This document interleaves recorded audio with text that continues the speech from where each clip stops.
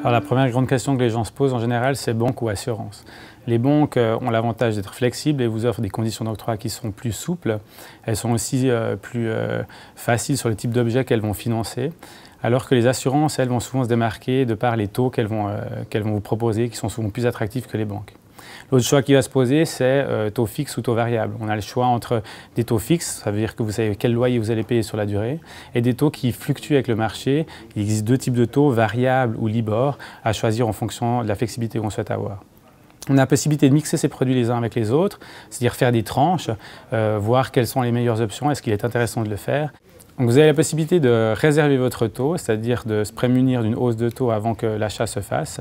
On peut le faire jusqu'à 3 ans à l'avance, mais bien entendu, ça a un coût sur le taux qui sera facturé. Et le dernier point à prendre en considération, c'est les conditions de résiliation. Vous avez la possibilité de résilier votre prêt en cours de route.